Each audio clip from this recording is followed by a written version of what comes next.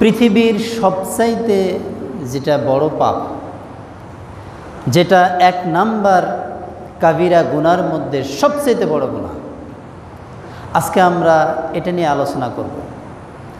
আমাদের আলোচনাগুলোই 3 বিষয়ে সবগুলাই হওয়া উচিত। 1, ঈমান নিয়ে আলোচনা হবে। 2, আমাল নিয়ে আলোচনা হবে।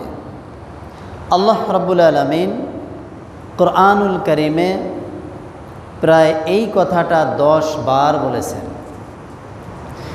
ইন্নাল্লাযীনা আমানু ওয়া আমিলুস সলিহাতি কানাত লাহুম জান্নাতুল ফিরদাউসি নুজুলা খালিদিনা ফিহা লা ইয়াবগুনা আনহা হিওয়ালা। এটা 18 নম্বর সূরা কাহাফ 107, 108 নম্বর আয়াত।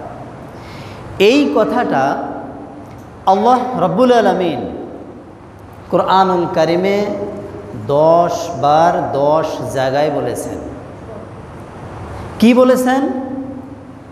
ইন্নাল্লাযীনা আমানু, নিশ্চয়ই যারা ঈমান আনবে, ওয়া আমিলুস সলিহাত, এবং নেক আমল করবে, কানাত লাহুম, তাদের জন্য প্রস্তুত করে রাখা হয়েছে, তৈরি করে রাখা হয়েছে জান্নাতুল ফিরদাউস, সবচাইতে বড়, সবচাইতে দামি, সবচাইতে শ্রেষ্ঠ জান্নাত, জান্নাতুল ফিরদাউস। সুবহানাল্লাহ। খালিদিনা ফিহা লা ইয়াবগুনা আনহা হিওয়ালা। এই জান্নাতের মধ্যে যে বা যারা যদি একবার প্রবেশ করে, তাহলে সে নিজের থেকেই এখান থেকে আর বের হতে চাইবে না, সেখানে সে চিরকাল, অনন্তকাল থাকবে। সুবহানাল্লাহ। নিজের থেকেই বের হতে চাইবে না। এটা এত সুন্দর, এত দামি জায়গা। এটা নিয়ে আমরা সামনে আরও কথা বলবো ইনশাআল্লাহ। তো এটা কেন বললাম? এটা বললাম এই জন্য, 1 হলো ঈমান, 2 হলো আমাল, আর 3 হলো কাবীরা গুনাহ। এই 3 বিষয়ে আলোচনা আমাদের সব সময় থাকবে। কারণ কাবীরা গুনাহ থেকে যদি আমরা বাঁচতে পারি, শিরিক থেকে, বেদাত থেকে বাঁচতে পারি, তাহলে আল্লাহ অন্য অন্য গুনাহকে ক্ষমা করে আপনাকে আমাকে আল্লাহ মাফ করে জান্নাত দেবেন। সুবহানাল্লাহ। আমরা জান্নাত চাই এই জন্য। আর উদ্দেশ্য এই 3টা। আলোচক, খতিব, ইমাম এই 3টা নিয়ে আলোচনা করবে। আর ইমাম, খতিব এবং মুসল্লি, মানুষ, সবার উদ্দেশ্য থাকবে এই 3টা। যে 1 নাম্বার, আমরা যে আমলে করি না কেন, যত কাজই করি না কেন, সব কথা, সব কাজ, সব আমাল কাকে খুশি করার জন্য করব ভাইরা? আল্লাহ রাব্বুল আলামিনকে খুশি করার জন্য করব। যখন আপনি আল্লাহ রাব্বুল আলামিনকে খুশি করার জন্য কাজ করবেন, দেখবেন তখন আপনি অন্যায় কাজ, খারাপ কাজ করতে পারবেন না। কেন? আল্লাহর জন্য কি খারাপ কাজ করা যায়? আল্লাহর জন্য কি পাপ কাজ করা যায়? করা যায় না। এটা 1 নম্বর। সবার জন্য ইবাদতের উদ্দেশ্য, আমালের উদ্দেশ্য, সবগুলোর উদ্দেশ্য। আর 2 নম্বর, কঠিন যন্ত্রণাদায়ক এবং কঠিন খারাপ জায়গা, জাহান্নাম থেকে বাঁচার জন্য, জাহান্নাম থেকে নাজাত পাওয়ার জন্য। ঠিক কিনা বলেন? আর 3 নম্বর হলো জান্নাত পাওয়ার জন্য, আল্লাহর জান্নাতের অধিবাসী হওয়ার জন্য। আমরা 2 বিষয় নিয়ে সামনে কথা বলবো। আল্লাহ যেন আমাদেরকে কথা বলা এবং শোনার তৌফিক দান, বলেন আমিন। আলহামদুলিল্লাহ। আমরা প্রথমে আল্লাহর প্রশংসা করেছি। আল্লাহর প্রশংসা করলে কি লাভ হয়? লাভ 1 নাম্বার হয়, আল্লাহ আপনাকে আমাকে যে নিয়ামত দিয়েছেন, নিয়ামত আরও দেবেন। যেটা দিয়েছেন এই নিয়ামতে বারাকা দেবেন, আরও বাড়ায়া দেবেন। সুবহানাল্লাহ। আমাদের নিয়ামত দরকার, আমাদের নিয়ামত দরকার। আমরা নিয়ামতের জন্য, রিজিকের জন্য, শান্তির জন্যই সবাই কাজ করি। তাই আল্লাহর শুকরিয়া বেশি করে আদায় করব। শুকরিয়া আদায় করার উত্তম দোয়া, শ্রেষ্ঠ দোয়া আলহামদুলিল্লাহ, তাই না ভাইরা? সবচেয়ে শ্রেষ্ঠ দোয়া আলহামদুলিল্লাহ। আর এই দুইটা যদি আমরা একসাথে বলতে পারি, এক হলো আলহামদুলিল্লাহ আর দুই হলো সুবহানাল্লাহ। বলেন তো সুবহানাল্লাহ। এই সুবহানাল্লাহ আর আলহামদুলিল্লাহ এই দুইটা যদি আমরা একসাথে বলি তাহলে কি হবে? তাহলে আল্লাহ রাব্বুল আলামিন আপনার আমার নামে এই আকাশ জমিনের মাঝখানে যে খালি জায়গাটা আছে না, এই জায়গাটা নেকি দ্বারা আল্লাহ পরিপূর্ণ করে দেবে। সুবহানাল্লাহ। তাইলে একটু চিন্তার বিষয় আছে যে আকাশ জমিনের খালি জায়গা পরিপূর্ণ হয়ে যাবে। আপনি একটু চিন্তা করেন বিষয়টা কি হতে পারে। এটা সুনানে তিরমিজি 3383 নম্বর হাদিস। এই হাদিসে আরেকটা কথা আছে, সেটা কি? লা ইলাহা ইল্লাল্লাহ এই কালিমা হলো পৃথিবীতে সবচাইতে শ্রেষ্ঠ কালিমা। বলেন সুবহানাল্লাহ। এই তিনটে কথাই হাদিসের মধ্যে আছে। তাহলে একটু আমরা ব্যাখ্যা করি। আকাশ জমিনের খালি জায়গা আল্লাহ নেকি এবং সওয়াব দ্বারা আপনার আমার জন্য পরিপূর্ণ করবেন। বিষয়টা অনেক চিন্তার, গবেষণার। এত বড় জায়গা। রাসূল সাল্লাল্লাহু আলাইহি ওয়াসাল্লাম সাহাবীদেরকে প্রশ্ন করেছিলেন, সাহাবীরা তোমরা কি জানো এই জমিন থেকে আকাশ এই খালি জায়গাটা দূরত্ব কত? আমরা কি সকলে জানি এই জমিন থেকে আকাশের মাঝখানে যে খালি জায়গাটার দূরত্ব কত? কত মাইল, কত দূরত্ব? সাহাবীরা বললেন আল্লাহু ওয়া রাসূলুহু আ'লাম। আল্লাহ এবং রসুলেই ভালো জানেন। তখন তিনি বললেন, শোনো, এই জমিন থেকে আকাশ পর্যন্ত যে জায়গাটা, এইটা হলো 500 বছরের পথ। বলেন সুবহানাল্লাহ। 500 বছরের পথ। এই 500 বছরের পথ জায়গাকে আল্লাহ আপনার আমার নেকি দ্বারা পরিপূর্ণ করে দেবেন। এখানে আরও অনেক কথা রয়েছে হাদিসের মধ্যে।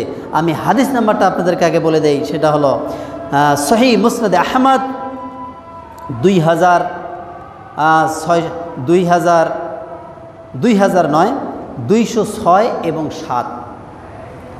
এখানে আপনারা এই হাদিসটা পাবেন। এখানে দেখেন আরও কত সুন্দর কথা রয়েছে। শুধু প্রথম আকাশ থেকে দ্বিতীয় আকাশ নয়, দ্বিতীয় আকাশ থেকে তৃতীয় আকাশ, এইভাবে 7 আকাশ, একটার পরে আরেকটা 500 বছরের পথ। এরপরে আকাশগুলো যে আল্লাহ বানাইছেন, আকাশটা পুরো মোটা। এটা কতটুকু? এই আকাশের এক কিনারা থেকে আর এক কিনারা পর্যন্ত আকাশটা যে মোটা, এই জায়গাটাও 500 বছরের পথ। সুবহানাল্লাহ বলেন। আমি ছাত্র এবং মুসল্লি সকলকেই বলবো একটু মনোযোগী হওয়ার জন্য এবং আমার দিকে তাকায় কথা শোনার জন্য, অন্য কোনো কাজ নয় এবং কারোর সাথে কথা না, আমার দিকে তাকাইতে হবে এবং চুপ করে। এটা আল্লাহ রাব্বুল আলামিনের আদেশ। খুতবা শোনার সময়, বক্তব্য শোনার সময় চুপ থাকতে হবে এবং মনোযোগ সহকারে শুনতে হবে। ভাইরা, এটা আল্লাহ রাব্বুল আলামিন কোরআনে বলেছেন 7 নম্বর সূরা আরাফ 204 নম্বর আয়াতে। তো অবশ্যই আমরা এটা খেয়াল করব। আরও আল্লাহ রাব্বুল আলামিন বলেছেন, হাদিসটা আমি ব্যাখ্যা করতেছি। এই আয়াতটা বলে আল্লাহ রাব্বুল আলামিন বলেন, আল্লাযীনা ইয়াসতামিউনাল কওল فيتبعون أحسنه أولئك الذين هداهم الله ওয়াউলাইকা হুম উলুল আলবাব। এটা 39 নম্বর সূরা জুমার এর 18 নম্বর আয়াত। আল্লাহ রাব্বুল আলামিন বলেন, আল্লাযীনা, যারা, ইয়াস্তামিউনাল কওল, মনোযোগ সহকারে কথা শোনে। কিভাবে কথা শোনে ভাইরা? মনোযোগ সহকারে কথা শোনে। ইয়াস্তামিউন, মনোযোগ সহকারে শোনে, কওল, কথা। ফায়াত্তাবিউনা আহসানা, এবং অনুসরণ করে, মেনে চলে কথাগুলোর মধ্যে যে কথাটা ভালো। তাহলে বোঝা যাচ্ছে খতিব, বক্তা, মানুষ যারা বক্তব্য দেবে সব কথা সঠিক নাও বলতে পারে, ভুল হতে পারে। কেন? আদম সন্তানের ভুল হবেই। তাই আল্লাহ কি বললেন? যেই কথাটা ভালো, ভালো মানে যেই কথাটা কোরআন এবং হাদিসের, যেই কথাটা কোরআন এবং সুন্নাহ থেকে বলা হবে এটা ভালো, আর এইটা তোমরা কি করো? অনুসরণ করো, মেনে চলো। তাহলে কি হবে? কাজ হবে, কাজ করতে হবে দুইটা। এক, মনোযোগ সহকারে শুনতে হবে কথা। দুই, মেনে চলার সিদ্ধান্ত নিয়ে, যে এই কথাটা কোরআন সুন্নাহর, আমি আগে জানতাম না, আজকে জেনেছি, আলহামদুলিল্লাহ, সুবহানাল্লাহ, আজকে এটা আমি করবো, এই সিদ্ধান্ত থাকবে। তাহলে কি হবে? উলাইকা হাদাহুমুল্লাহ, আল্লাহ রাব্বুল আলামিন বলেন এই ব্যক্তিকে আমি আল্লাহ হেদায়েতের পথে, সত্য পথে, ন্যায়ের পথে পরিচালিত করব, পরিচালিত করি। বলেন সুবহানাল্লাহ। কাকে আল্লাহ পরিচালিত ন্যায়ের পথে করবেন? যে এই দুইটা কাজ করবে, মনোযোগ সহকারে শুনবে এবং মানার সিদ্ধান্ত নিয়ে। আর আরও একটা জিনিস খেয়াল রাখবেন ভাইয়েরা, আমরা মানুষ, আল্লাহর দয়া ছাড়া, আল্লাহর রহমত ছাড়া আমরা নেকির কাজ, ভালো কাজ করতে পারবো না, হেদায়েতের পথে চলতে পারবো না আল্লাহর দয়া ছাড়া। তো তাই আল্লাহ এখানে বলেন আমি তাকে পরিচালনা করব, সত্য পথে চালাবো। কখন? যখন সে কথা মনোযোগ সহকারে শুনবে এবং মানার সিদ্ধান্ত নিয়ে। তো এরপরে আল্লাহ কি বলেন? ওয়া উলাইকা হুম উলুল আলবাব, আল্লাহ বলেন এই মানুষগুলোই হলো সবচাইতে বুদ্ধিমান। বলেন সুবহানাল্লাহ। আল্লাহ রাব্বুল আলামিন যাকে বুদ্ধিমান বলেন, তাহলে বলেন তো সে কতটুকু দামি হবে, কতটুকু প্রিয় হবে আল্লাহর কাছে, এবং সে কতটুকু ভালো হবে চিন্তা করেন। আল্লাহ বলেন সে বুদ্ধিমান। কে? যে কথা শোনে কোরআন হাদিসের, ভালোটা মেনে চলে, আমি আল্লাহ তাকে সত্য পথে চালাই, আর সে সবচাইতে বুদ্ধিমান। আমরা তো অনেক বিষয়ে অনেক ভাইকে বুদ্ধিমান মনে করি, আসলে মূল বুদ্ধিমান, সত্যিকার বুদ্ধিমান হলো এই ব্যক্তি যে কোরআন সুন্নাহ শোনে, জানে, শিখে এবং মেনে চলে, যেভাবে আল্লাহ রাব্বুল আলামিন মানতে বলেছেন, যেভাবে রাসূল সাল্লাল্লাহু আলাইহি ওয়াসাল্লাম করেছেন। তো তাই এই আয়াত থেকে শিক্ষণীয় বিষয় হলো, আমরা যেখানেই কথা শুনি, কথা যেই বলুক, আমাদের উদ্দেশ্য থাকবে মনোযোগ সহকারে শোনা এবং মেনে চলার সিদ্ধান্ত। আল্লাহ যেন আমাদেরকে দুনিয়াতেও সত্য পথে চালান এবং ঈমান নিয়ে মৃত্যুবরণ করার তৌফিক দান করেন, এবং পরকালে মাফ করে দিয়ে আল্লাহ চির শান্তিময় জান্নাতে আমাদেরকে দাখিল করান। বলেন সুবহানাল্লাহ এবং বলেন আমিন। এরপর আমরা আলোচনা করছিলাম সুবহানাল্লাহ, আলহামদুলিল্লাহ যদি আপনি একসাথে দুইটা বলেন, তাহলে আকাশ জমিনের খালি জায়গা আল্লাহ রাব্বুল আলামিন আপনার আমার জন্য পুরো করে দেবেন। কি দিয়ে পুরো করবেন? নেকি দ্বারা, সওয়াব দ্বারা। বলেন না সুবহানাল্লাহ। এইভাবে এক আকাশ আর এক আকাশ থেকে আর এক আকাশ, এভাবে 7 আকাশ, সবগুলোই 500 বছরের পথ। এই 7 আকাশের উপরে রয়েছে সাগর, নাহারুল হায়াত নামক সাগর, যেই সাগরের মধ্যে আল্লাহ রাব্বুল আলামিন প্রত্যেকটা জান্নাতি বান্দাকে ডুব দিতে বলবেন, এরপরে জান্নাতে দেবেন। সেখানে কেন ডুব দিতে বলবেন? আপনার আমার আজকে যে বডি, এই বডি নিয়ে আমরা জান্নাত প্রবেশ করতে পারবো না। জান্নাতের আপনি কিছুই ভোগ করতে পারবেন না। তাই ওইখানে ডুব দেওয়ার কারণে আল্লাহ আপনার জান্নাতি বডি দান করবে। আল্লাহ আপনাকে জান্নাতি বডি দান করবে, আদম আলাইহিস সালামের মতো বডি দান করবে, করে এখানে অনেক কথা রয়েছে। এরপরে আল্লাহ আপনাকে জান্নাত দান করবে। সুবহানাল্লাহ। তো এই সাগরের বর্ণনা দিচ্ছেন রাসূল সাল্লাল্লাহু আলাইহি ওয়াসাল্লাম। তার উপর থেকে নিচ তলদেশ 500 বছরের পথ। এরপরে এর উপরে রয়েছে জান্নাতুল ফেরদাউস, যেটা সবচেয়ে বড় জান্নাত, সবচেয়ে দামি জান্নাত, সবচেয়ে শ্রেষ্ঠ জান্নাত, যেই জান্নাত থেকে সমস্ত জান্নাতের নিয়ামত সমূহ বন্টন করা হয়।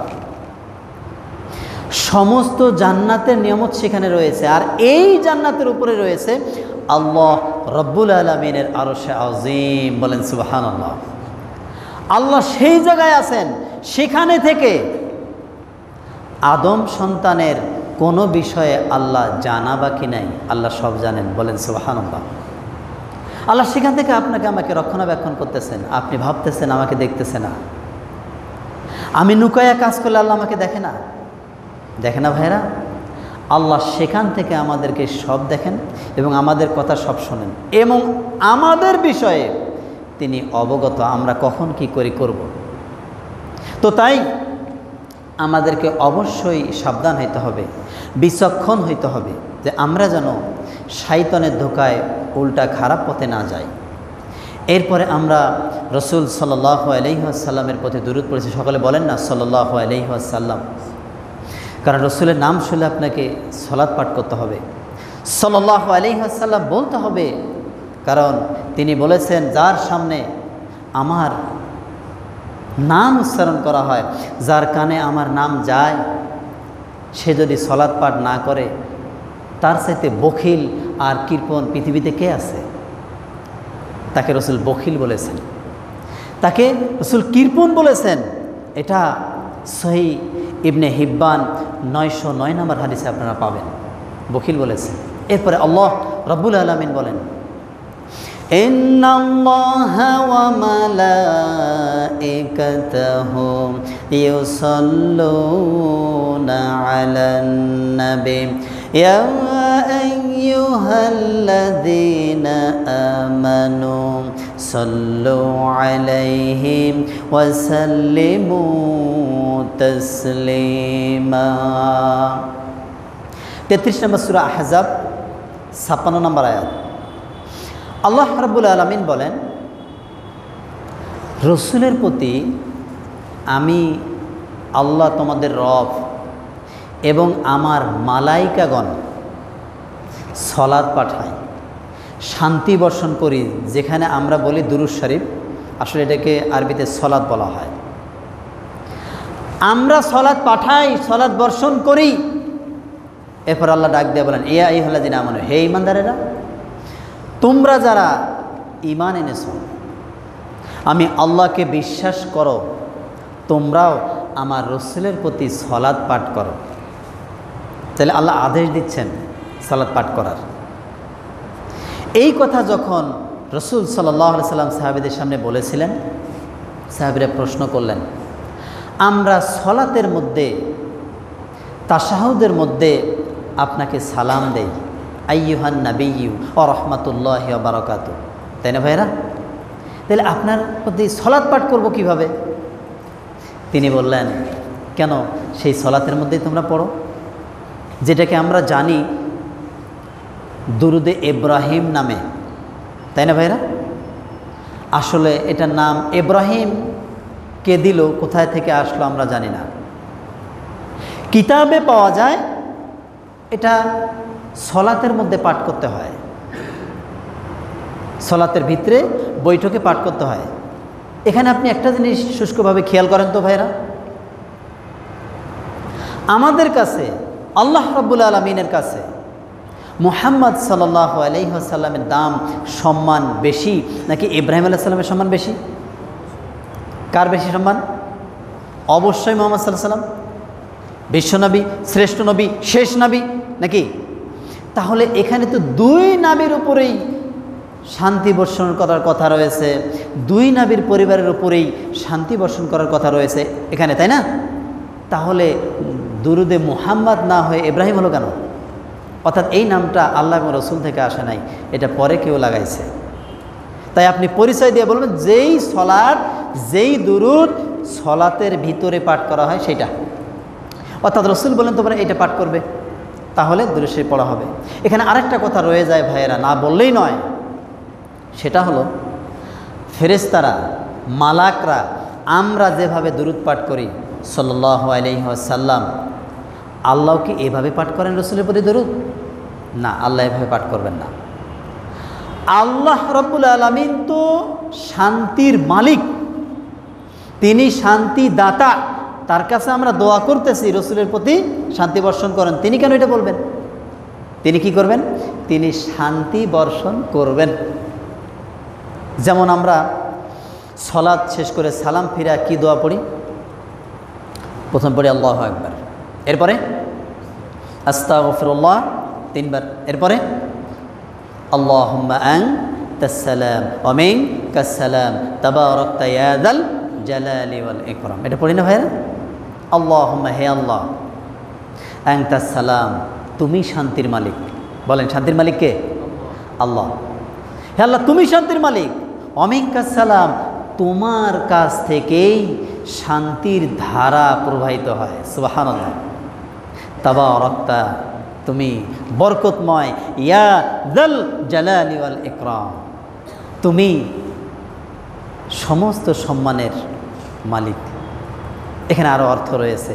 তাহলে তিনি শান্তির মালিক, তিনি পড়বেন না, তিনি শান্তি বর্ষণ করবেন, শান্তি নাজিল করবেন। শুধু এটাই ব্যাখ্যা না, মুফাসসির বলেন যে আল্লাহ রাব্বুল আলামিন রসুল সাল্লাল্লাহু আলাইহি ওয়াসাল্লামকে সব জায়গায় সম্মানিত করেছেন, শান্তি দিয়েছেন, এর সাথে সাথে কী করেছেন ভাইরা? সম্মানিত করেছেন। দেখেন আল্লাহ কীভাবে তাকে সম্মান দিয়েছেন। সলাতের জন্য যে ডাকা হয়, আজান দেন, একটু আগে মুয়াজ্জিন সাহেব আজান দিয়েছে, সেই আজানের মধ্যে আল্লাহর নাম যেমন বলা হয়েছে, আশহাদু আন্না মুহাম্মাদার রাসূলুল্লাহ, রাসূলের নাম বলা হয়েছে। ইকামতের মধ্যেও তাই, সলাতের ভিতরেও তাই। এভাবে প্রত্যেকটা জায়গায় আল্লাহ তার নামের সাথে মুহাম্মদ সাল্লাল্লাহু আলাইহি সাল্লামের নাম রেখে তাকে সম্মান দিয়েছে। সুবহানাল্লাহ। আপনি যেই কালিমা পড়ে সাক্ষ্য দেবেন, যে কালিমা পড়ে হিন্দু, বৌদ্ধ, খ্রিস্টান, বেদুইনরা ঈমান আনবে, এই কালিমার মধ্যে মুহাম্মদ সাল্লাল্লাহু আলাইহি সাল্লামের নাম আছে, আছে না ভাইরা? তো এইভাবে আল্লাহ তাকে সম্মান দিয়েছে। এরপরে আল্লাহ তাকে মাকামে মাহমুদ দান করবেন। আমরা আজান শেষে দোয়ার মধ্যে পড়ি না, আল্লাহ তাকে উচ্চ সম্মান, মাকামে মাহমুদ, কিয়ামতের মাঠে সবচেয়ে বড় সম্মান দান করবেন। এবং শাফায়েতে কুবরা, আল্লাহ রসুল সাল্লাল্লাহু আলাইহি সাল্লামকে সবার আগে করতে বলবেন। বলেন সুবহানাল্লাহ। তো তাই আমরা সে রসুলের উম্মত হওয়া চাই। যে কাজগুলো করলে আমরা উম্মত হতে পারবো, আমরা যেন সে কাজগুলো করে যেতে পারি। কেন? কিয়ামতের মাঠে রসুল তার উম্মতের জন্য সুপারিশ করবে। বলেন সাল্লাল্লাহু আলাইহি ওয়াসাল্লাম, শাফাআতি কাবা আহলি ইরমিন উম্মতি, তার উম্মতের জন্য তিনি সুপারিশ করবেন। আর এই কথাও তিনি হাদিসে বলেছেন, কুল্লু উম্মতি, আমার সমস্ত উম্মত ইয়াদখুলুনাল জান্নাহ, আল্লাহর জান্নাতে প্রবেশ করবে। সুবহানাল্লাহ। বলেন সব উম্মত জান্নাতে প্রবেশ করবে, ইল্লা মান আবা, যারা অস্বীকারী তারা নয়। এই জন্য কথাটা বলেছি ভাইরা, যে উম্মত হওয়া লাগবে। যেই কাজ যেভাবে রসুল সাল্লাল্লাহু আলাইহি ওয়াসাল্লাম করেছেন, আপনাকে আমাকে সে কাজ সেভাবেই করতে হবে। তাহলে আমরা আল্লাহ রসুলের উম্মাহ হতে পারবো সেভাবে। তাহলে যদি উম্মত হতে পারি, কিয়ামতের মাঠে রসুল আপনার আমার জন্য সুপারিশ করে জান্নাতে নিয়ে যাবেন। বলেন সুবহানাল্লাহ। তো আসেন আমরা মূল পয়েন্ট নিয়ে কিছু কথা বলি। আজকে আমাদের আলোচ্য বিষয়, আজকের টপিক হলো শিরিক, যেটা পৃথিবীর সবচাইতে বড় পাপ। প্রথম আমরা বলবো, শিরিক যদি আপনি আমি করি বা মানুষ করে, তাহলে তার অবস্থা কি দাঁড়াবে? আর যদি কেউ শিরিক না করে, তাহলে আল্লাহ তাকে কি দেবেন, তার অবস্থা কি হবে? এরপরে আমরা সংক্ষিপ্তভাবে বলবো শিরিক কী ও কাকে বলে। তারপরে আমরা বলবো শিরিক কত প্রকার। আল্লাহ আমাদেরকে শুনে আমল করার তৌফিক দান করেন, বলেন আমিন। প্রিয় ভাইরা, আমি সকলকে অনুরোধ করব মনোযোগ সহকারে কথা শুনতে এবং তাকায়া কথা শুনতে। এটা শোনার আদব আল্লাহ রাব্বুল আলামিন আদেশ করেছেন। আমি প্রথম কোরআন থেকে আপনাদের সামনে আয়াত তেলাওয়াত করেছিলাম, ইন্নাহু মা ইউশরিক বিল্লাহ।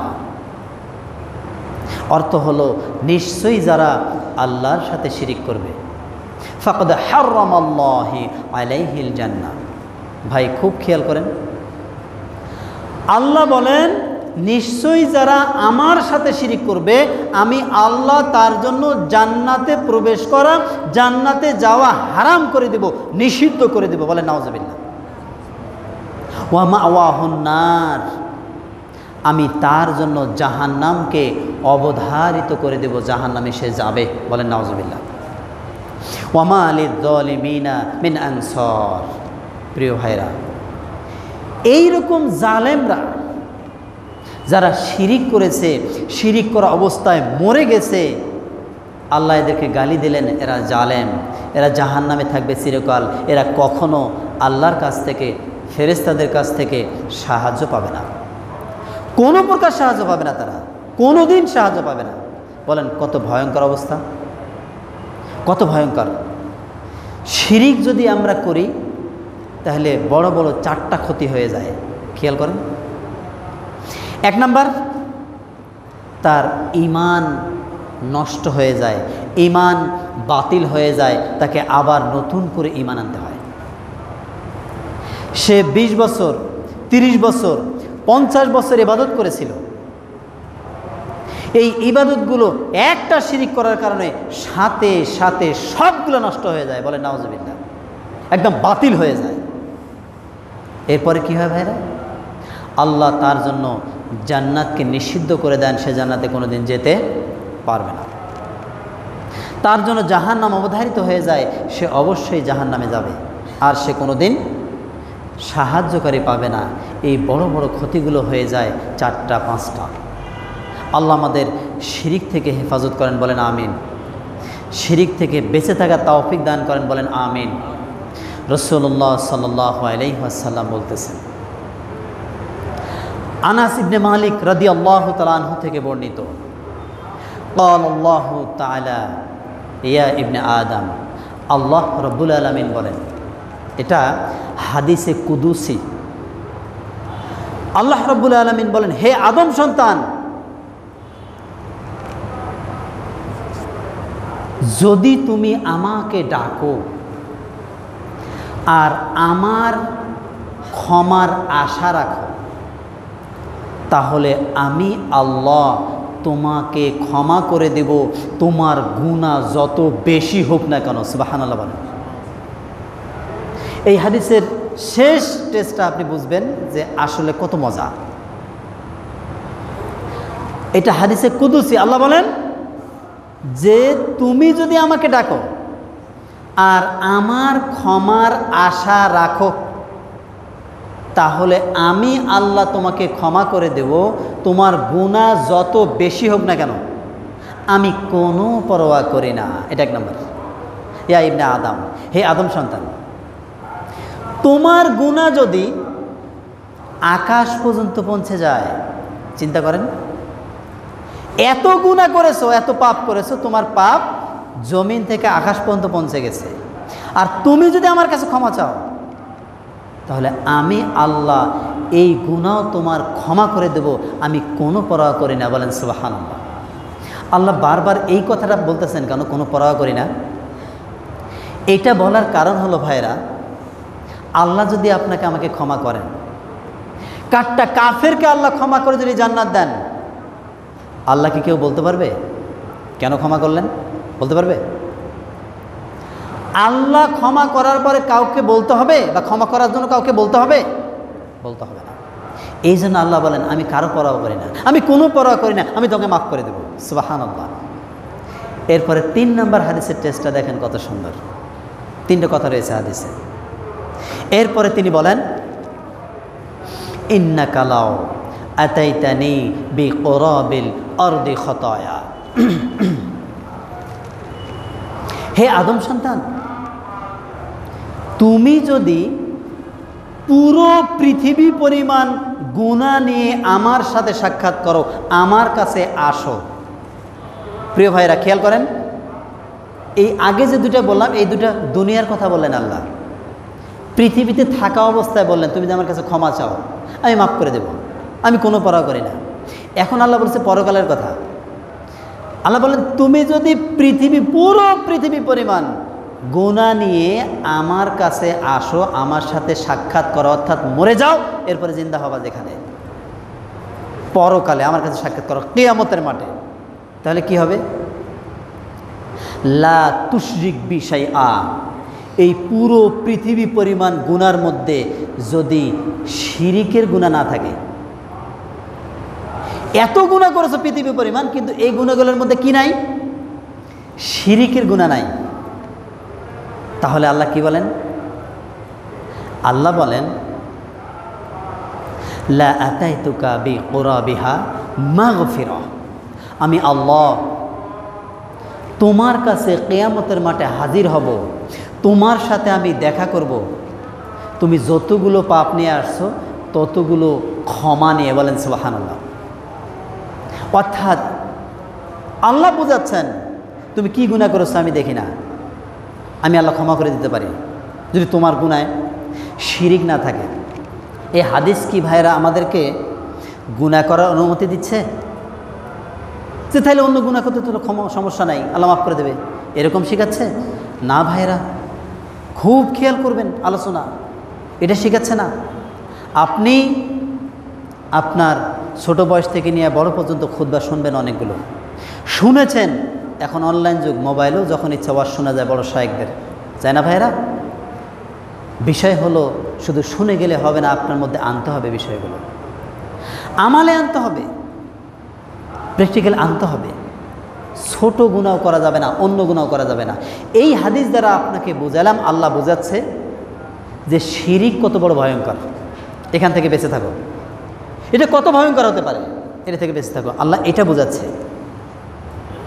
আর অন্য গুনাহ করা যাবে না।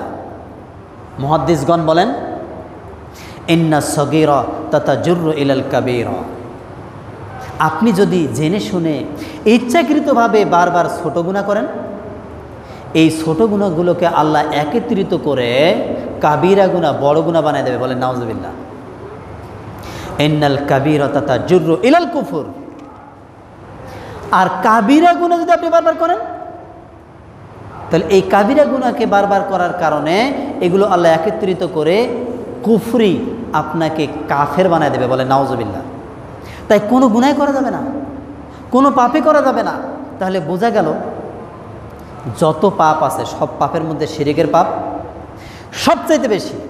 এটা ক্ষমা হবে না, এটা মাফ হবে না, এটা আল্লাহ ক্ষমা করবেন না। ভাইরা, আপনি আমিও শিরিক পছন্দ করি না, আপনি আমিও শিরিক পছন্দ করি না। আপনি আপনার ছেলেকে বিয়ে দিয়েছেন, নতুন সুন্দরী বউ ঘরে নিয়ে আসছেন, নিয়ে আসার পরে আপনার ছেলে আপনাকে বিচার দিল, আব্বা আপনার বৌমা নামাজ ঠিক মতো পড়ে না। এখন আপনি কি বলবেন? নামাজ পড়ে না, না, তাহলে তাকে তালাক দিয়ে দাও, বাদ দিয়ে দাও, এটা বলবেন না। আপনি বলবেন বাবা তাকে একটু বুঝাও, তাকে একটু বুঝাও, নাসিহা করো, শায়েখদের ওয়াজ শোনাও, ঠিক হয়ে যাবে, নামাজ পড়বে ইনশাআল্লাহ, ঠিক মতো পড়বে, সব পড়বে। এর কিছুদিন পরে আপনি আবার বললেন আব্বা সব পড়ে, ফজরের নামাজটা পড়ে না, ফজরের সালাত আদায় করেন আপনার বৌমা। তখন আপনি বলবেন বাপ হয়ে, আরে বাবা 4 ওয়াক্ত যদি আদায় করে আরেকটু বুঝাও, ফজরটাও আদায় করবে, 5 ওয়াক্তই পড়বে, ঠিক কিনা বলেন? আপনি এভাবে বলবেন, সে বুঝাবে। এরপর আপনি কাজ থেকে, ব্যবসা থেকে, চাকরি থেকে, বাহির থেকে এসে দেখলেন, বা আপনার ছেলে দেখলো সে আরেকজন পুরুষ নিয়ে তার ঘরে শুয়ে আছে। বলেন নাউজুবিল্লাহ। এটা কি আপনি সহ্য করবেন? এখন আপনার সন্তান আপনাকে বলতেছে বাবা আপনার বৌমার অবস্থা এই, এখন কি আপনি বলবেন? কি বলবেন আপনি? এখন বলবেন চরিত্রহীন মহিলা দ্বারা মেয়ে দিয়ে সংসার করা যাবে না, এবার তাকে তাড়ায় দাও, এখন আর দরকার নেই, তালাক দাও। এখন আপনি বাপ হয়ে কথা বলতে বাধ্য। কেন? এবার শিরিক হয়েছে। কি হয়েছে ভাইরা? শিরিক হয়েছে। এটা বান্দার সাথে শিরিক। তাহলে আল্লাহর সাথে শিরিক হলে আল্লাহ কিভাবে সহ্য করবে বলেন? আল্লাহর সাথে শিরিক এটা আল্লাহর কাছে সবচেয়ে বড় জুলুম। তাই আল্লাহ এটা ক্ষমা করবেন না, ক্ষমা করেন না। কেউ যদি শিরিক অবস্থায় মারা যায় কোনোদিন ক্ষমা হবে না। প্রিয় ভাইয়েরা, ক্ষমা হবে না, ক্ষমা করবেন না, এই কথাটা এইভাবে বুঝেন না যে পৃথিবীতে আপনি গুনাহ করেছেন, শিরিক করেছেন, কিন্তু আপনার বুঝে আসছে, এবার আপনি ফিরে আসবেন, ভালো হবেন, এবার আপনি তওবা করবেন, ফিরে আসবেন। অবশ্যই আল্লাহ বেঁচে থাকা অবস্থায় শিরিকের গুনাহও মাফ করে দেবেন। বলেন সুবহানাল্লাহ। মাফ করবেন না? অবশ্যই করবেন। যদি কেউ শিরিক অবস্থায় মরে যায়, শিরিক করতে করতে মরে গেছে, তাহলে তার আর ক্ষমা হবে না। বড় মারাত্মক, বড় ভয়ঙ্কর। প্রিয় ভাইরা, আমরা শিরিকের আলোচনা অনেক শুনেছি বড়দের কাছ থেকেও, কিন্তু শিরিক থেকে বাঁচতে হবে কিভাবে, শিরিক করা যাবে না, এই বিষয়গুলো আমাদের মধ্যে খুব কম আসে। আমাদের বাংলাদেশের মুসলমান আমরা আলোচনা শুনতে, হাদিস নাম্বার শুনতে, আয়াত নাম্বার শুনতে, বড় শায়েকের আলোচনা শুনতে অভ্যস্ত, কিন্তু নিজের জীবনে বাস্তবায়ন করা খুবই কঠিন। এটা আমাদের অনেকেরই হয় না। তাই আমরা এটা সকলে চেষ্টা করব আল্লাহ আমাদের শিরিককে জানা এবং শিরিক থেকে বেঁচে থাকার তৌফিক দান করেন। বলেন আমিন। এরপরে আল্লাহ রাব্বুল আলামিন বলেন, ইন্নাল্লাহা লা ইয়াগফিরু আন ইউশরাকা বিহি। আল্লাহ বলেন, আমি আমার সাথে অংশীদার করা শিরিকের গুনাহ কেউ যদি করে মারা যায়, আমি আল্লাহ তার এই গুনাহ মাফ করব না, ক্ষমা করব না। ওয়া ইয়াগফিরু মা দুনা যালিকা লিমান ইয়াশা। আল্লাহ বলেন, শিরিক ছাড়া যদি তুমি অন্য গুনাহ নিয়ে আসো আমার কাছে, তাহলে আমি আল্লাহ সেগুলো তোমার ক্ষমা করে দেব যাকে ইচ্ছা তাকে। এটা এভাবে বুঝেন না যে সবাইকে আল্লাহ এভাবে মাফ করে দেবে। আল্লাহ বলেন, আমি যাকে ইচ্ছা তাকে এটা ক্ষমা করে দেব, যাকে ইচ্ছা। আর যে শিরক করে সে আল্লাহর কাছ থেকে, দিন থেকে, হেদায়েত থেকে অনেক দূরে চলে যায়, অনেক দূরে চলে যায়। তাই ভাইয়েরা, আমরা শিরিক থেকে বাঁচব। শিরিক হলো আল্লাহর সাথে অংশীদার স্থাপন করা। যেই ইবাদতটা আল্লাহ পাওয়ার যোগ্য, আল্লাহর জন্য করতে হয়, সেই ইবাদতটা অন্য কারো কাছে করা। আজকে একটা জায়গায় যদি আমরা কথা বলি তাহলে খুতবা শেষ হয়ে যাবে। আজকে বাংলাদেশে আমাদের মাজার কেন্দ্রিক যে বিষয়গুলো হয়ে থাকে, আমরা জানি আমাদের সহিমান হাজের ভাইয়েরা, আহলে হাদিসের ভাইয়েরা এখান থেকে বেঁচে গেছেন আলহামদুলিল্লাহ। আমরা দোয়া করি সকলকে আল্লাহ বাঁচার তৌফিক দান করে। কিন্তু এখানে আমাদের কিছু ভাই যাচ্ছে, এই মাজারকে কেন্দ্র করে কতগুলো শিরিক হচ্ছে, কতগুলো পাপ হচ্ছে আপনি খেয়াল করেন। এক নাম্বার, যে সবচেয়ে বড় ইবাদত সেজদা, সলাত, এটা আল্লাহ পাওয়ার যোগ্য, কিন্তু আজকে মানুষ এটা পীরের পায়ে মাজারে গিয়ে দিচ্ছে। বলেন নাউজুবিল্লাহি মিন যালিক। এই যে শিরিক হয়ে গেল, শিরিক হয়ে গেল। এরপরে বিয়ে করেছে 5 বছর 10 বছর, বাচ্চা হয় না। এখন মানুষ তাকে পরামর্শ দিচ্ছে, অমুক জায়গায় মাজার আছে, খাজা বাবা, এইভাবে অনেক নামে, এখানে যাও, এখানে গেলে তোমার বাচ্চা, তোমার বড় বাচ্চা হবে। বলেন নাউজুবিল্লাহ। বাচ্চা দেওয়ার মালিক কে ভাইরা বলেন? বাচ্চা তৈরি করেন কি? আল্লাহ। মানুষ বানায় আল্লাহ, এখানে কারো হাত নাই, কেউ পারবে না। তাহলে এটা আমি মনে করলাম যে মাজারে চাইলে, মাজারে দান করলে, মাজারে মান্নত করলে, সেখানে গিয়ে চাইলে পীর আমাকে দেবে, মরা পীর। বলে নাউজুবিল্লাহ। তারা এত জঘন্য কথা বলে, একটা কথাকে যদি আপনি বিশ্বাস করেন আপনি কাফের হয়ে যাবেন, আপনার ঈমান নষ্ট হয়ে যাবে।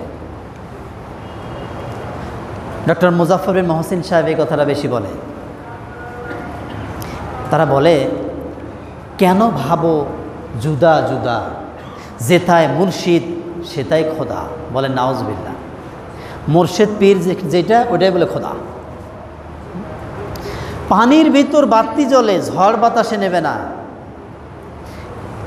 এই পীরের কাছে মুরিদ হলে নামাজ রোজা লাগে না। কত ভয়ঙ্কর কথা খেয়াল করছেন? এখন আরও অনেক নতুন নতুন করে তারা বাইর করতেছে। কয়দিন আগে এক বক্তা, আল্লাহ হেদায়েত দান করুন, কত বড় মূর্খ হলে এরকম কথা বলতে পারে? আল্লাহ তার ধন রসুলকে দিয়ে, রসুল গেছে, আল্লাহ গেছে গায়েব হয়ে। বলেন নাউজুবিল্লাহ মিন যালিক। আর রসুলের ধান খাজা পাইয়া শুয়ে আছে আজমেরে, কেউ ফেরে না খালি হাতে খাজারে দরবার থেকে। বলে নাউজুবিল্লাহ মিন যালিক। এই কেন্দ্রিক অনেক শিরিক হচ্ছে। এগুলো আলহামদুলিল্লাহ অত বেশি আমরা বলবো না, এটার মধ্যে আমরা নাই। আমি আশা করছি আপনারাও এটার মধ্যে কেউ নাই। এবং যারা থাকবে আপনি আদবের সাথে কোরআন সুন্নাহ দ্বারা দাওয়াত দেবেন, তাকে বাঁচানোর চেষ্টা করবেন ভাইয়েরা, দাওয়াত দেবেন। কারণ আপনার সামনে এক ভাই যদি বিপদে পড়ে যায়, আপনি ছাদে বসে আছেন, রোদের মধ্যে অথবা বাতাস খাচ্ছেন, আপনি পাশে দেখতেছেন এক ভাই ভুলক্রমে মোবাইল টিপতে টিপতে বা কথা বলতে বলতে ছাদ থেকে পড়ে যাচ্ছে, আপনি দেখতেছেন, আপনি কি চুপ থাকতে পারবেন? আপনি এই ছেলেটাকে ধরো, বাঁচাও, আপনি এই কথা বলবেন, চিৎকার মারবেন সাথে সাথে। ঠিক একইভাবে আমাদের যে মুসলিম ভাইয়েরা এই শিরিক করে বড় বড় পাপ করে জাহান্নামের দিকে যাচ্ছে, এটা আমাদের একটু অনুভূতি আসা দরকার। আমরা যেখানে যাকে পাবো আমরা দলিল সহকারে বুঝাবো। কোরআন দিয়ে যদি আপনি বোঝান, হাদিস দিয়ে যদি আপনি বোঝান, আল্লাহ রাব্বুল আলামিন তার উপরে রহমত ঢালবেন, তার উপরে রহমত ঢালবেন, তাকে ওই কাজ থেকে বাঁচার আল্লাহ তৌফিক দেবেন। কিন্তু আমরা বাঁকাভাবে বলবো না ভাইয়েরা। আমরা প্রথমে যদি এই কাজ করি, অনেক ভাইদেরকে আমরা এরকম পেয়েছি, আমি আহলে হাদিস ও তো হানাফি, ওর সাথে আমার সম্পর্ক না, ওরা খারাপ, এরকম মনে করা যাবে না। মুহাম্মদ সাল্লাল্লাহু আলাইহি সাল্লাম এরকম ছিলেন না। কারণ আমাদের প্রত্যেকটা আমাল, প্রত্যেকটা ইবাদত রাসূলের সাথে মিলতে হবে। এটাও খেয়াল করেন ভাইয়েরা, আপনার আমার প্রত্যেকটা আমল ইবাদত কবুলের শর্ত, মূল শর্ত এই তিনটা। এক নাম্বার, সমস্ত কাজ আল্লাহর জন্য করা, ওই ভাইকে আপনি ভালোবাসবেন আল্লাহর জন্য। দুই নাম্বার, কোরআন হাদিসের দলিল থাকা, সহি দলিল থাকা কোরআন হাদিসের, যে আমলটা আপনি করবেন, যে কথাগুলো যেভাবে আপনি বলবেন। আর তিন নাম্বার, মুহাম্মদ সাল্লাল্লাহু আলাইহি ওয়াসাল্লামের সুন্নত তরিকায় করা। তাহলে তিনি মানুষকে দাওয়াত দিয়েছেন কীভাবে, বুঝাইছেন কীভাবে? তার কাছে, তার সামনে একজন ইহুদি মারা গেছে, ইহুদির লাশ নিয়ে যাওয়া হচ্ছে। রাসূল সাল্লাল্লাহু আলাইহি ওয়াসাল্লাম মনক্ষুণ্ণ হয়ে তিনি জমিনে বসে পড়েছেন, কান্নার ভাব নিয়েছেন। সাহাবীরা প্রশ্ন করলেন, ইয়া রাসূলুল্লাহ সাল্লাল্লাহু আলাইহি ওয়াসাল্লাম, আপনার কি হলো? এটা তো ইহুদি মারা গেছে, এটা তো ইহুদি মারা গেছে, আপনার কি হলো? তিনি বলতেছেন, আমার কিছু হয় নাই, আমি রাসূল সত্যের দাওয়াত নিয়ে পৃথিবীতে আসছিলাম মানুষকে জাহান্নাম থেকে বাঁচাবার জন্য, কিন্তু আমি বেঁচে থাকা অবস্থায় আজকে একটা মানুষ ঈমান হারা হয়ে জাহান্নামে চলে গেল, এজন্য আমি ভাবতেছি। তো আমাদের মধ্যে এগুলো আসতে হবে ভাইয়েরা। আমরা এইভাবে বলবো, কাউকে শত্রু মনে করব না। তাকে শত্রু মনে করে আপনার কী লাভ? ডক্টর সাইফুল্লাহ মাদানী বলেন যে আপনি হেদায়েতের মালিক না, আপনি তাকে কিছু করতে পারবেন না, আপনার উপরে দায়িত্ব আল্লাহ তার দেয় নাই। আপনি ভালো বলবেন, খারাপটা বলার কে? আপনি তাকে বোঝাবেন, ভাই মনে করে বোঝাবেন, দাওয়াত দেবেন, দরকার হলে ক্লোজ করবেন, নাস্তা খাওয়াবেন, চা খাওয়াবেন, ক্লোজ করবেন, করে তাকে আপনি শিরিক থেকে বাঁচার দাওয়াত দেবেন। আল্লাহ আমাদের সুন্নাহকারে দাওয়াতি কাজ করার তৌফিক দান করেন। আল্লাহ আমাদের সকলকেই শিরিক থেকে বেঁচে থাকার তৌফিক দান করেন, বিশুদ্ধ আমল করার তৌফিক দান করেন। সকলে বলেন আমিন।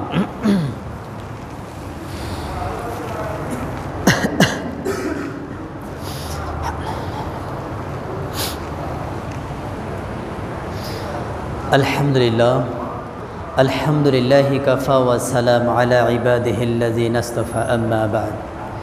সমস্ত প্রশংসা মহান রব্বুল আলামিনের জন্য, যে মহান আল্লাহ আমাদেরকে জুমায় খুতবায় আসার তৌফিক দিয়েছেন এবং কথা বলার তৌফিক দিয়েছেন।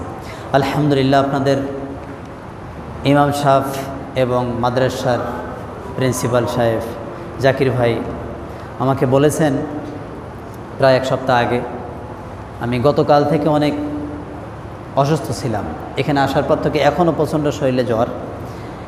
এজন্য আমি আমার মতো করে সব কথা বলতে পারিনি। কতটুকু বলেছি আল্লাহ ভালো জানেন। আমি যতটুকু বলেছি আমাকে সহ সবাইকে আমল করার তৌফিক দান করেন, বলেন আমিন। এরপরে আমাদের আল্লাহ সবাইকে হেদায়েত দান করেন এবং সুস্থতা নিয়ামত দান করেন। অসুস্থতাও নিয়ামত, আল্লাহ গুনাহ মাফ করে দেন, সুস্থতাও বড় নিয়ামত। তাই আমরা আল্লাহর কাছে দোয়া করব, আল্লাহ যেন আমাদের সুস্থতা নিয়ামত দান করেন, কারণ আমরা অসুস্থতা নিয়ামত সহ্য করতে পারি না, আমরা দুর্বল। তাই আমরা সকলে আল্লাহর কাছে এই দোয়াটা করব। আপনাদের মসজিদ, আপনাদের মাদ্রাসা, আলহামদুলিল্লাহ আমি আসলাম, মাদ্রাসার অবস্থা দেখলাম খুবই সুন্দর, অনেক বড় জায়গা। মহিলা শাখা আছে, হেফজোখানা আছে, কিতাব বিভাগ আছে। আলহামদুলিল্লাহ অনেক ভালো লাগলো, কারণ এত দূরে, এত ভিতরে এত সুন্দর জায়গা, এত সুন্দর মাদ্রাসা আপনারা পেয়েছেন। আপনারা জানেন দিনী প্রতিষ্ঠান কাছাকাছি থাকা কতটা ভালো। দিন শিক্ষা করা আপনি খেয়াল করেন, যারা দিন শিক্ষার জন্য, ইলম শিক্ষার জন্য তলবে ইলম তলাবা আসে, আল্লাহ রাব্বুল আলামিন ফেরেশতাদেরকে বলে তার পার নিচে তোমাদের রহমতের পাখাগুলো বিছায়া দাও। সুবহানাল্লাহ। তার এত দামি, এই দামি মানুষগুলো আপনাদের কাছে, দামি মানুষগুলো এত কাছে। তো আপনারা কি করবেন? আপনারা মসজিদ মাদ্রাসাকে সাহায্য করবেন, দান করবেন, চতুর সাইড দিয়ে হেল্প করবেন। মসজিদের কথা যদি বলি, ওই যে আমি প্রথমে বললাম, যত আমলে আমরা করি সব আমলের উদ্দেশ্য আল্লাহকে খুশি করা, জাহান্নাম থেকে বাঁচা, জান্নাত পাওয়া। তাই না ভাইরা? তো রাসূল সাল্লাল্লাহু আলাইহি ওয়াসাল্লাম বলেছেন, মান বানা লিল্লাহি মসজিদান বানাল্লাহু লাহু বাইতান ফিল জান্নাহ। আপনি চিন্তা করেন, খেয়াল করেন, এইভাবে 10টা 12টা জায়গা আছে, যে কাজগুলো করলে আল্লাহ জান্নাতে আপনার আমার জন্য ঘর বানাবেন। তার মধ্যে এটা একটা, যারা আল্লাহর ঘর মসজিদ বানানোর জন্য ব্যয় করে, দান করে, আল্লাহ রাব্বুল আলামিন তাদের জন্য জান্নাতের ভিতরে স্বর্ণ দিয়ে ঘর বানাবেন। সুবহানাল্লাহ। তাই সবাই আপনারা দান করবেন। তার সাথে সাথে মাদ্রাসা আছে, চতুর সাইড দিয়ে সাহায্য করবেন আপনার মেধা অনুযায়ী। আপনি পারবেন না, আল্লাহ আপনাকে তৌফিক দিলে আপনি পারবেন, আর আল্লাহর কাছে তৌফিক চাওয়া লাগবে। তৌফিক দিলে আপনি পারবেন। আপনি টাকা নাই, আপনার টাকা দিতে পারেন না, টাকা আপনার কম, আপনি কাছাকাছি থেকে ছাত্র জোগাড় করবেন। আপনি একজন ছাত্রকে যদি তৈরি করে দেন, মাদ্রাসায় ভর্তি করান, মাদ্রাসায় পাঠান, ওই ছাত্রটা যতদিন লেখাপড়া করবে, যতগুলো অক্ষর পড়বে, একটা অক্ষর পড়লে আরবি কয়টা নেকি হয় ভাইরা? জানি না আমরা? একটা অক্ষর পড়লে 10টা নেকি হয়। সুবহানাল্লাহ। একটা নেকি কিয়ামতের মাঠে আপনি কাউকে খুঁজে পাবেন, আপনার ভাই, আপনার মা, আপনার বাবা, আপনার আত্মীয় স্বজন আপনার কাছ থেকে ভাগবে। তাই যেই ছাত্রকে আপনি যোগায়া দাওয়াত দিয়ে মাদ্রাসায় ভর্তি করাবেন, ও যতদিন লেখাপড়া করবে, আল্লাহ তার লেখাপড়া থেকে, তার পড়া থেকে আপনাকে, আপনার আমলনামায় নেকি দিতেই থাকবেন। সুবহানাল্লাহ। সাদগায়ে জারিয়া হয়ে যাবে। আপনি চলে গেছেন, আপনি আগে মারা গেছেন, আল্লাহ তার আমলের নেকি আপনার কবরে পৌঁছায় দেবে। সুবহানাল্লাহ। তাই অবশ্যই আমরা এই কাজগুলো করব, আমাদের করার আল্লাহ তৌফিক দান করেন, বলেন আমিন। এরপরে আমরা সকলে দান করব। আমরা মসজিদের জন্য কৌটা কি আছে ছেড়ে দেই, আর সকলে আমরা দান করব। ভাইরা, আপনি যখনই মসজিদ মাদ্রাসায় দান করবেন, আপনার টাকা কমবে না, আপনার টাকা বাড়বে। আপনি মনে করেন আমার কাছে 1000 টাকা আছে, আমি যদি এখানে 500 দেই তাহলে 500 টাকা আমার কমে গেল। আপনি দেখতেছেন আসলেই কথা ঠিক, 500 টাকা কমে গেল। কিন্তু এই 500-র মধ্যে আল্লাহ এমন বারাকা দেবেন 1000-এর চাইতে বেশি কাজ হবে। সুবহানাল্লাহ, বারাকা দেবেন, অন্যদিকে আল্লাহ আপনাকে বাড়ায় দেবেন। এই বিশ্বাস থাকা লাগবে আপনার, অবশ্যই বাড়ায় দেবেন। রসুল বলেছেন বাড়ায় দেবেন তো দেবেন। আর যারা আমরা দান করি না, অনেক বিস্তারিত কথা ছিল আমার, আরও সবগুলো বলতে পারিনি। আল্লাহ যদি তৌফিক দেয়, আবার যদি আনে, সে সময় আমরা বলবো এবং শুনবো ইনশাআল্লাহ।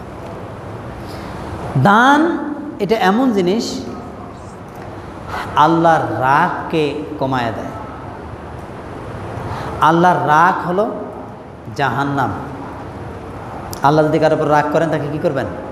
জাহান্নামে দেবেন। আর দান করলে আল্লাহর রাগ কমে যায়। আপনি গুনাহ করেছেন, আল্লাহর রাগ বেড়েছে। আপনি পাপ করেছেন, আল্লাহর রাগ বেড়েছে। দান করবেন, আল্লাহর রাগ কমে যাবে। এবং দান কিয়ামতের মাঠে কী হবে ভাইরা? দলিল হবে, দলিল। আপনাকে জান্নাতে যাওয়ার কারণ হয়ে যাবে। দান বলবে, দান কথা বলবে, আল্লাহর কোরআন কথা বলবে, দান কথা বলবে। আল্লাহ, এই বান্দা দান করেছে, আল্লাহ তাকে মাফ করে দাও, আল্লাহ তাকে ক্ষমা করে দাও, আল্লাহ তাকে জান্নাত দাও। কিয়ামতের মাঠে বলবে, কত বড় কথা আপনি খেয়াল করছেন। আর আল্লাহ তখন আপনাকে ক্ষমা করবেন, আল্লাহ তাকে আপনাকে মাফ করবেন। তো তাই আমরা এই কাজগুলো, আপনাদেরই কাজ, আলহামদুলিল্লাহ আমরা তো দূর থেকে আসছি। আপনাদের মসজিদ, আপনাদের মাদ্রাসা, অবশ্যই আপনারা চতুর সাইড থেকে এটাকে খেয়াল রাখবেন। কারণ এটা থাকা মানে আল্লাহর রহমত এলাকায় থাকবে, বিপদ দূর হয়ে যাবে, মুসিবত দূর হয়ে যাবে। তাই আপনারা টাকা দিয়ে পারলে টাকা দিয়ে সাহায্য করবেন, কেউ ছাত্র দিয়ে সাহায্য করবেন, কেউ বুদ্ধি দিয়ে সাহায্য করবেন। কারণ কার কাছে কি বুদ্ধি আছে সবাই জানে না। আপনি যে একটা কথা বলেন যে ইমাম সাহেব, খতিব সাহেব, প্রিন্সিপাল সাহেব, সভাপতি সাহেব, আপনি এই কাজটা এইভাবে করেন তাহলে খুব ভালো হবে। যদি কাজটা আসলেই ভুল হয়ে থাকে তাহলে হ্যাঁ ভাই ঠিক বলছেন, তো আমরা বুদ্ধি দিব।